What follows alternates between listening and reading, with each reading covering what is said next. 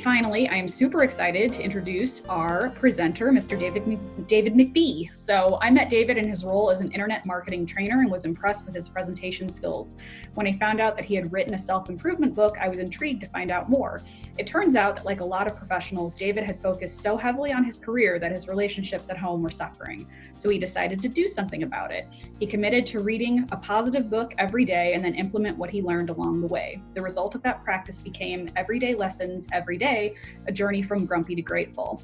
Today, David will be sharing 4 of the everyday lessons that helped save his relationships at home while also improving his career. We believe that David's stories will be especially valuable to our members, especially now during the quarantine when work from home and work relationships are truly being tested.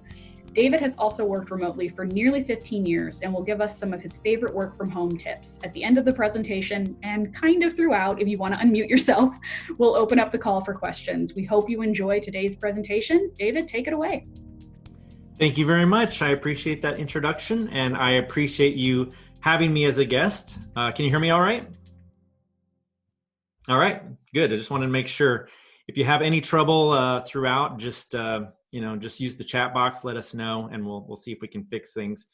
It's hard to tell when you do a webinar. I have a saying, which is never go live, because something will go wrong, and something will go wrong today. But we're going live anyway. So I want to set your expectations. I know that when I attend a webinar, I kind of want to know what I'm in for the next 30, 40 minutes, right? And right now, especially if you're like me and you're in marketing, you're probably seeing a lot of invitations to different webinars and different presentations. People are trying to give advice and guidance during the quarantine and how to deal with COVID for businesses. I've done it myself, working on specifically how businesses can leverage marketing and digital marketing during this time. So that's not actually what today is about. When I got invited to do this, I basically said, those things are out there. There's a lot of content about how to deal with COVID and how to work from home. But what I'd really like to do is help people with their relationships. I believe that especially now, while we are all very, very close in tight quarters, relationship building is more important than ever. And with work, we need to learn how to leverage these relationships remotely. So as was mentioned in the introduction, I did go on a journey where I started reading books every single day. And let me just back up. I want to tell you a little bit about me as a professional first, okay? Just so you know. I've been in marketing for quite a while. I actually used to sell print yellow pages, if you guys remember those. Remember print yellow pages?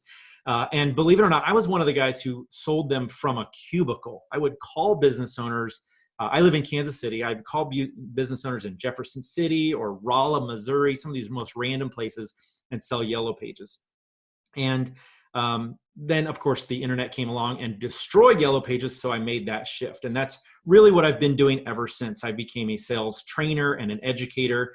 I go all around the country. I probably did 100 to 200 speaking engagements last year all over the country, so I travel quite a bit. And basically, that's who I am. Personally, I'm into Jeeps and outdoors, and I'm from Kansas City, so I love barbecue. I am been married for 22 years, and you'll hear a little bit about that. I have 2 teenage kids. My daughter her name is Zoe, and she's 14. She's really into marching band and softball and forensics and debate, and she's like one of those kids, right? My son is 19. His name is Tanner, and he tried out college, and that didn't work out so well for him. Then he tried out culinary school, and that didn't work out so well for him. Then he tried out real estate for a little while. Today, he's a full-time landscaper. He's really enjoying it. I tell people he's not a student. He is a hard worker. He's kind of got the work ethic of someone from Gen X, is what I tell people. So you'll hear a little bit about him as well. And I just wanted you guys to know those things about me. But 2.5 years ago, I was incredibly focused on my career, on a work, and I worked from home, and I basically lived in my office.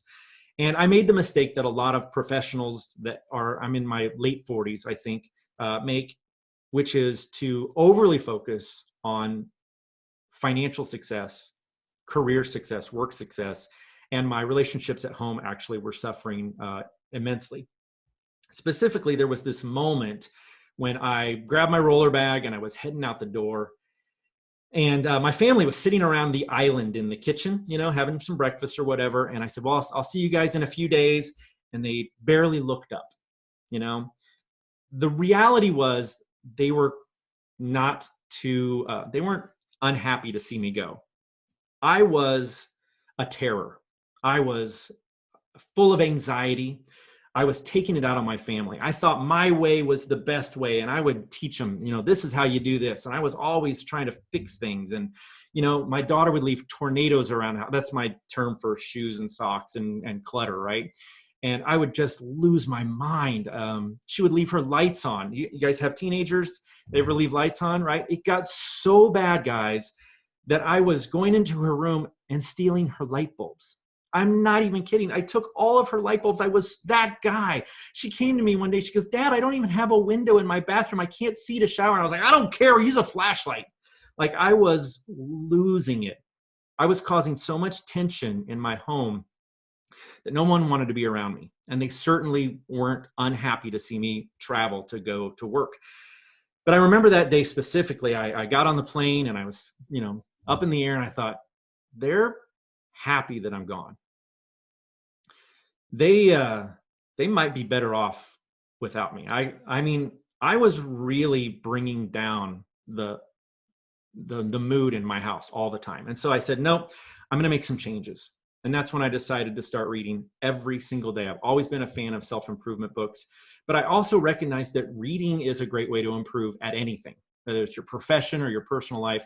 And so I started reading, and I would take the lessons that I learned. And this is the important part, because a lot of people read, but I would take the lessons that I learned and I would implement them right away. In fact, I made a habit of writing a word on my wrist to kind of remind me what it was that I had learned. Today, guys, I would like to share with you 4 of my favorite lessons that I learned during that journey. And spoiler alert, the journey turned out great. Like, my family doesn't hate me now. We're all getting along, and it improved all of my relationships at home, but also at work. So I'm excited to make this my story. Instead of how to get your website on the first page of Google, I want to talk to you guys about how to improve these relationships. So let's start with lesson number 1. And by the way, most of these lessons are going to be things that are pretty standard. You're going to know them. They're classic. But I hope that these act as reminders for you to help you out. And the first one is called Assume Good Intentions. And I first heard this message in a Mel Robbins audiobook. I don't know if you know Mel Robbins. She wrote the 5-Second Rule. I'm a big fan of hers. She's all about taking action, right? And she said that people are, people generally are good. People generally want the best for you. And in fact, I also found it in this book right here. It's called You Can Heal Your Life. And I want to just read you a quick quote from it. It says, which of these statements sounds like you? People are out to get me, or everyone is always helpful. Each one of these beliefs will create quite different experiences because what we believe about ourselves and about life becomes true for us. Now, I'm going to give you a couple of examples of this in real life. Assume good intentions. Let's start with one that I know will apply to everyone. When you're driving down the road, you can't hardly drive for more than, say, 20 minutes before another driver irritates you, right? Like, tell me if I'm wrong, but the world is full of terrible drivers, right? There's people driving slow in the left lane. There's people on their phones, and it can be incredibly irritating. The old version of me hated texting and driving so much that I would literally pull up next to people and yell at them if they were on their phone. I told my son, I said, let's take pictures of people and shame them on Twitter. Like, I was mental, right? And no one in my family even wanted to ride with me because I would get so irritated. But having learned this lesson, some things changed for me. After absorbing this for a while, I found myself in having this unique experience where I was driving home. I had my mother-in-law with me in the passenger seat. We were just coming home from a doctor's appointment. Neither of us were in a very good mood. And this person drove by me at, I swear to you, 95, 100 miles an hour. They were a maniac, right? And my mother-in-law from the passenger seat, just like anybody else would, said, he's crazy. She got all mad at him. She was yelling. Like, that's what a normal person would do. For whatever reason, that day, I decided to assume good intentions. And I looked at her and I said, maybe he's got a sick little girl at home. And I heard it come out of my mouth and I'm like, where did that come from? I was like, or maybe, maybe he's got a pregnant wife in the passenger seat. Maybe that person has a really good reason for driving so fast. Now, here's what's important, guys. Whether my mother-in-law was right or I was right is irrelevant. Our experience of that situation was different because of the way that we portrayed that other person's intentions. He probably was just being a jerk, but I was over it. In fact, I never even got upset. I was over it almost immediately, and she raged about him for at least 5 minutes. So the same thing happened to both of us, but because of this lesson, I experienced it in a peaceful, happy manner, right? Now, how can this apply at work? Think about that person that you work with, and maybe you don't work with them now, but at some point in your career, you probably worked with someone that was always kissing up to the boss, right? Maybe they brought in donuts and they were brown nosing, or they always had a better idea at every single meeting, right? And you can tell from the tone of my voice that I'm irritated by that person. They're a brown noser. Maybe they're trying to get the promotion that I want. But the reality is that if you shift the way that you see that person, and instead of seeing them as out to get you or out to brown nose or out to steal your job, right? If you see that person as someone whose intentions are good, then your own experience of that will actually be improved. Doesn't matter if they really are a backstabbing brown noser. If you see them as a nice person who always has great ideas, as a person who brought donuts, and I love donuts, who doesn't love donuts, right? If you see that person with good intentions, your experience of them will be different. So I'd like to challenge you as you go about your life and someone starts to irritate you with one of their actions, whether they're driving poorly or they're doing something that you think maybe they have an ulterior motive, try to put a positive spin on that and see if it doesn't affect you. You can't change them, but it will change you and it'll change your experience. If you've had an experience like that, take a little note right now. And then when we open it up, we'll allow you guys to share that as well. I want to move on to number 2, which is a classic lesson. Don't sweat the small stuff. And by the way, this one obviously comes from this book, Don't Sweat the Small Stuff. And by the way, it's all small stuff. Going into 2019, I don't make resolutions in the new year, but I decided that this would be my mantra. This made such a difference for the person I described earlier who was so irritated by every single little thing. Once I embraced don't sweat the small stuff, all of that stuff didn't bother me anymore. Now, my first example is a work example.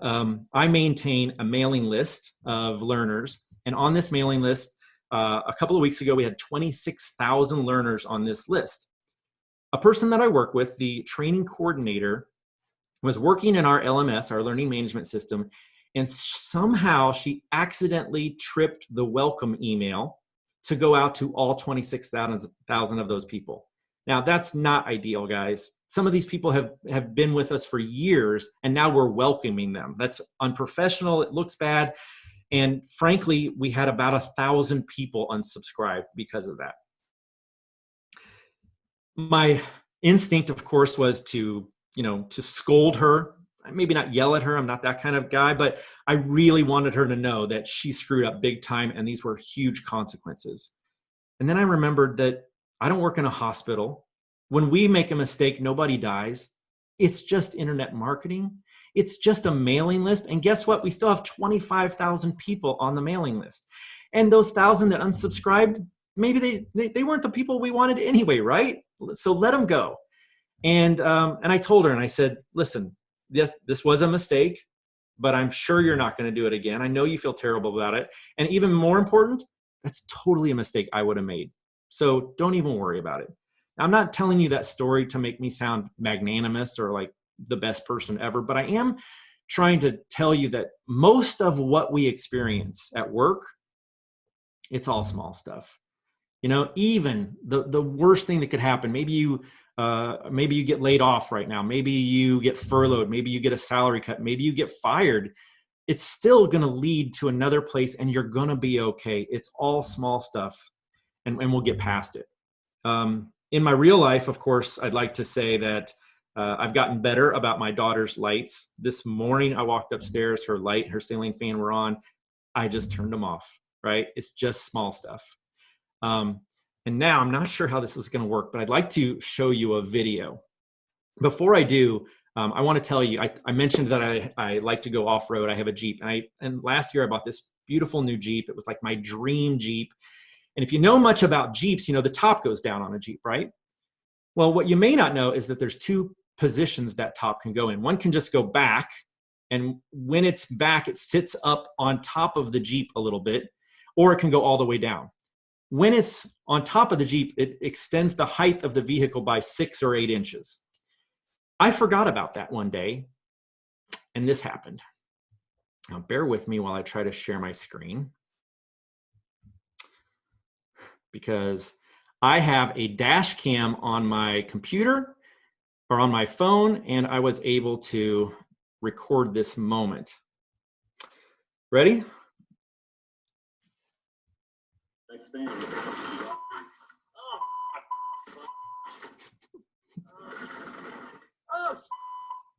Are you okay? Oh, I just up my heart, my soft top. He's wrecked. No, I pulled into the garage with the soft top back. Yeah. So that happened.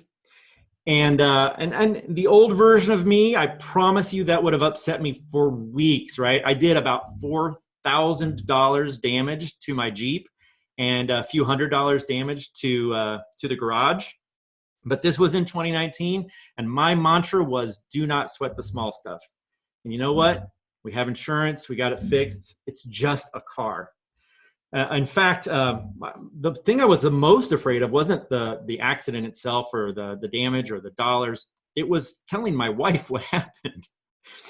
But God love her, she lives by don't sweat the small stuff. She put her arms around me because she knew I had crashed my baby. And she said, it's okay. They insure stupid. So she actually took it quite well, and we moved on. So there's my work example with the email, and then my home example with, you know, lights and cars and crashes, things like that. If you have an example of that, please write it down. I'd love to hear your stories when we get through here as well. But if you make don't sweat the small stuff your mantra, you're going to realize, hey, like, especially right now, like I can't go get margaritas and I can't eat Mexican. Like that's small stuff. I have my health, I have electricity, I have Netflix, so it's all good. All right. Lesson number 3. Now I am showing me, right? I'm not showing the screen anymore. Let's just double check. Okay, thank you. Lesson number 3, the fix is to listen. Now listening is an obvious skill that improves relationships, and one that you obviously know. The reason I call it the fix is to listen is because according to this book, Men Are From Mars, Women Are From Venus. Hopefully, if you're in a relationship, you've read this one. It is a must read for relationships. But John Gray tells us that men are fixers. When a woman wants to talk, and I'm not trying to be sexist, these are his words, it could be switched in your relationship, but when a woman wants to talk, she wants to be listened to, and a man wants to fix things. The fix, gentlemen, I think we have one gentleman with us today, is to just listen, not to try and fix that problem, right? So I'm going to give you a couple of examples. I told you guys that I sold Yellow Pages back in the day. When I made a sale, I was alone in my cubicle and I wanted to celebrate. One of my love languages is words of affirmation, and I wanted to tell somebody what I had done and then to tell me I did a good job, right? And so I could tell my peers, but you know, if they weren't making their budget or whatever, they didn't want to hear about my successes. So I went and talked to my boss, and he was one of the best bosses that I've ever had, a gentleman by the name of Sterling. And I remember him to this day because he was such a good listener. Think about the people in your life that you really value, people that you want to spend time with. And I bet you they're good listeners. I would go into his office and I would tell him about my sale, and he would listen and he would ask questions. And he did not care how long I spent in his office. It could be 10 minutes, 15 minutes. We would talk about my family. In hindsight, I realized he was a way better people person than I was at the time, because he knew all about my family and what was going on in my life. And I didn't ask him that many questions. I wasn't as skilled in the arts of people back then, right? But I remember to this day how he made me feel. And in fact, in real life, my father is the guy I turn to when I have problems. I'll call him up, and hopefully you have someone like this in your life, and he'll let me just throw up on him. I can tell him about anything that's going on, whether it's relationships or being a father or finances or whatever it is, and he will just listen. And he doesn't offer solutions unless I ask for them. And then he says, everything's going to be okay. And I feel better every single time I have a conversation like that. I want to encourage you to be that for someone else. Our tendency is not to listen. Our tendency is to multitask. We are very distracted by our phones, by our Apple Watches. We want to participate in the conversation. So while someone is talking, we are often thinking about our response rather than listening to the words that are coming out of their mouths. We interrupt people so often. You will be shocked. I really want this one to stick with you, right?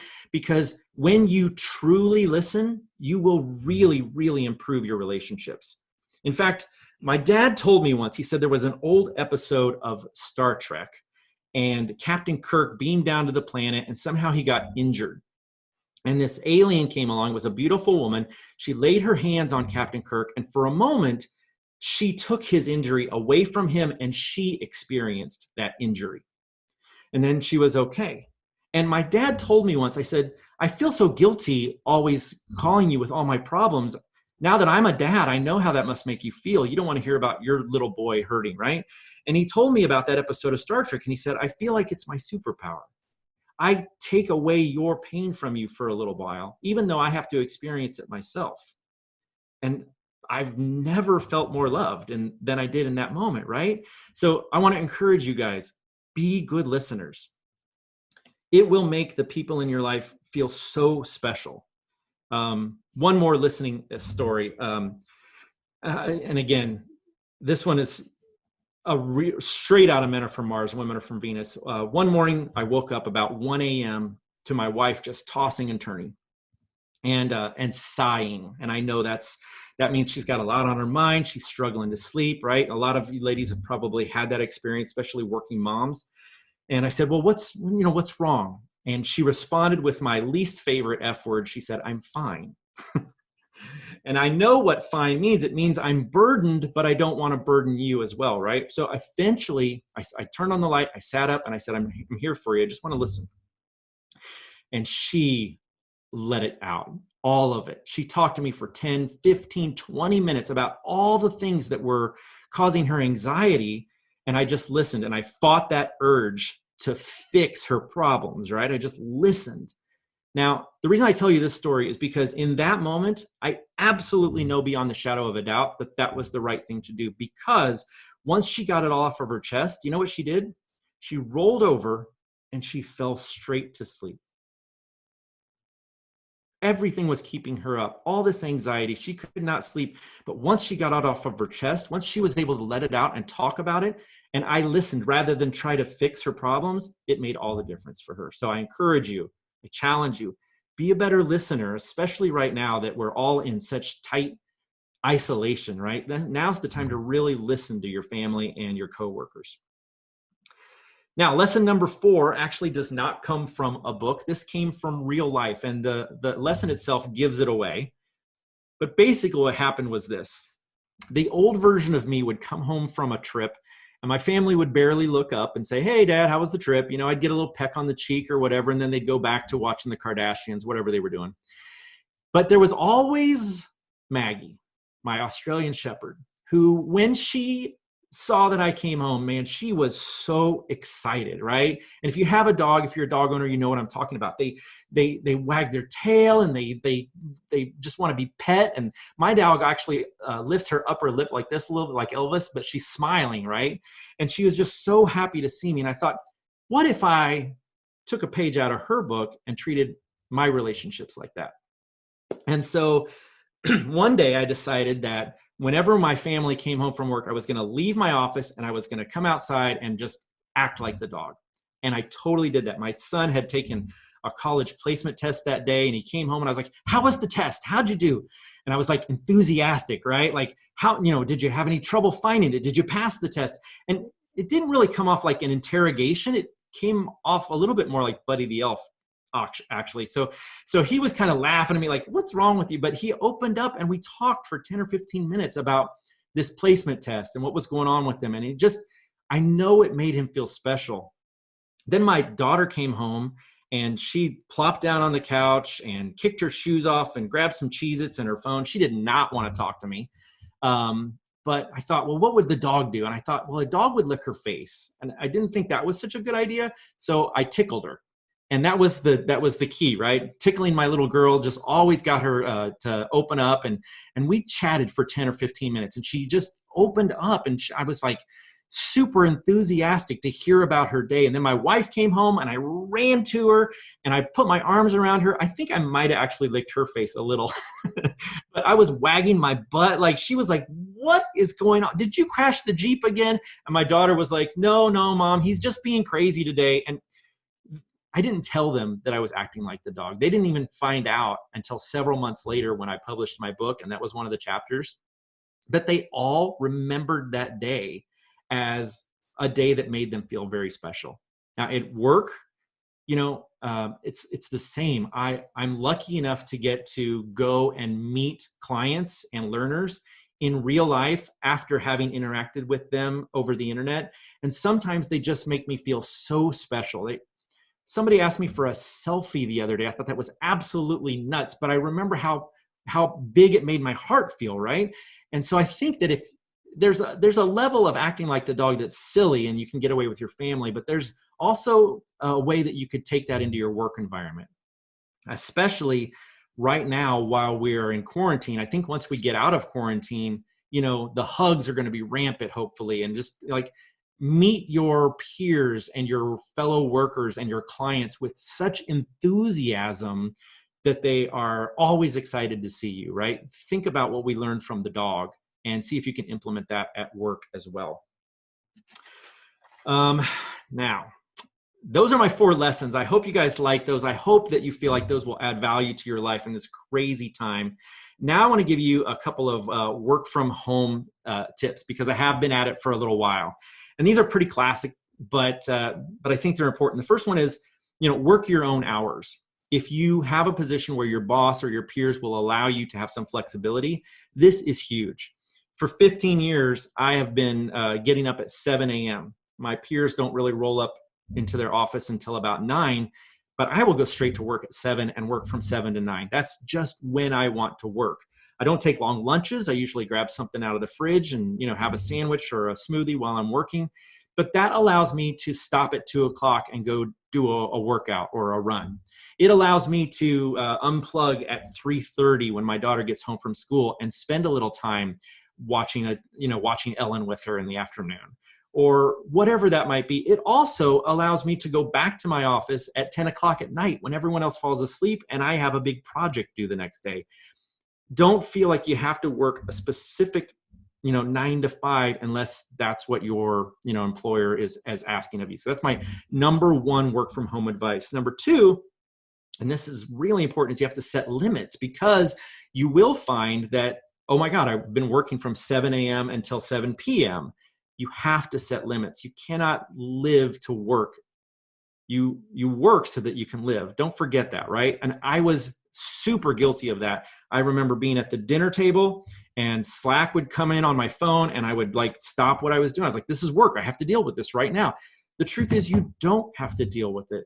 Set those limits. When it's family time, it's family time. When it's work time, it's work time. Number 3, take breaks, right? You could be sitting at your office, in your office for hours. And when you're in an environment with your peers, you tend to get up and just walk around and talk to each other and, water cooler talk, right? At home, you could be stuck in that computer for 4, 5, 6 hours and not talk to another human being. So I encourage you, take breaks, take the dog for a walk, get up, move around a little bit, go to the fridge, have an orange, whatever it is. But I've got an Apple Watch that reminds me to get up every hour or so, get a Fitbit or whatever, but move around a little bit, take those breaks. Number 4, instant messenger and video. That's obvious, but I want to give you like a kind of a spin on these. As someone who works from home and someone who is a people person, I really like to talk to other people, and I want to have a little bit of a social life. So I actually schedule Zoom coffee meetings with my friends. And what will happen, this is happening a lot now that we're all in isolation. We see these happy hours and things like that. But I would just schedule it, hey, on Thursday at 9, you grab a cup of coffee at your house, I'll grab a cup of coffee at my house. We'll turn on the video and we'll chat for 15 minutes. It's absolutely vital that you take these moments to build your personal relationships, even with your coworkers. And I highly recommend video because there's so much nonverbal communication that happens in a video. It's why I wanted to do a video of myself here with you guys today instead of just giving you a slide deck, right? Like there's a lot going on. You can see the pain in my face. Like there's so much more to video than there is to just a voice. So utilize that. As far as instant messenger goes, obviously it's a very effective work tool. You can have, meetings and projects going on in there. At my company, we actually have some fun Slack channels. We have a puppy Slack channel where people just post pictures of puppies all day. And if you're, head down in your work for an hour and need a break, sometimes I'll go and check out some of the puppies and comment, and it's just kind of fun, right? We have a channel for barbecue lovers. So we got recipes going on in there. We show photographs of what we smoked over the weekend. And I'm a little embarrassed to admit that I'm the member of the Bachelor Nation Slack channel as well. That one, we tend to I won't even tell you what goes on in there. And then the last work from home tactic is don't allow distractions to keep you from doing your job, obviously. I think it's okay to take a break, throw a load of laundry in. That's not a big deal. But if you discover, as I did the first year that I worked from home, that the distractions were taking you away from your work, you have to set those limits. In my house, I'm lucky enough to have a home office. If you don't have a home office, I highly recommend you find a place where you can be alone, you can have privacy. And when your family knows that if you're in that spot, then you're at work, right? So don't let those distractions keep you from getting your job done. And with that, I'm going to give you my contact information. I'm hoping that we can connect on social media. I hope you'll listen to some of my podcasts. And that we can stay in touch. And if you'd like, now would be a great time to unmute anyone. And if anyone has any stories about those 4 lessons or questions, I welcome your participation and I encourage it.